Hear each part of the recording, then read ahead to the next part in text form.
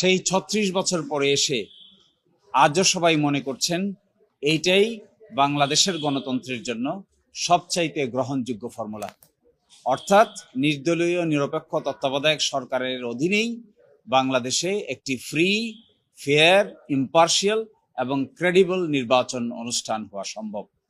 আমরা দেখেছি যে প্রক্রিয়ায় এই তত্ত্বাবধায়ক সরকারকে বাদ দেওয়া হয়েছিল, এটি ছিল একটি কমপ্লিটলি পূর্ব পরিকল্পিত ডিজাইনের আলোকে, এবং তখনকার দিনের সংসদের যে কমিটি ছিল, এই কমিটিও তত্ত্বাবধায়ক সরকার বাদ করতে চান নাই।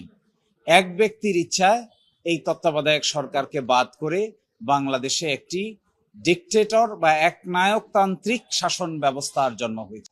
এই একনায়কতান্ত্রিক শাসন ব্যবস্থার কারণে বাংলাদেশের রাজনীতি, অর্থনীতি, সমাজনীতি সকল ক্ষেত্রেই একটি বড় ধরনের ধ্বংসযজ্ঞ এর মধ্য দিয়ে বাংলাদেশ গিয়েছে।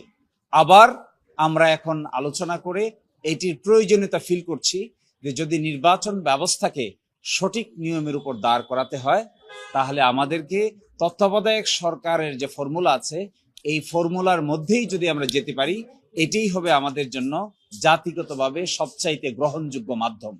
এই ক্ষেত্রে আমরা এটা বলেছি যে ইতোমধ্যে ঐকমত্য কমিশন এবং সংস্কার প্রক্রিয়ার মধ্যে তত্ত্বাবধায়ক সরকারের বিধান নিয়ে জুলাই চার্টারে একটি নতুন বিধান নিয়ে প্রস্তাব করা হয়েছে।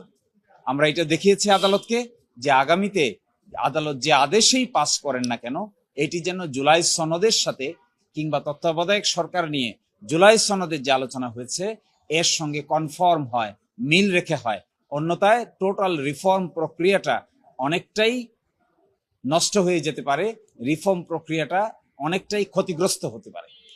এই জন্যই আজকে আমরা সাবমিশন রেখেছি যে তত্ত্বাবধায়ক সরকার বাতিল প্রক্রিয়াটা ছিল অবৈধ।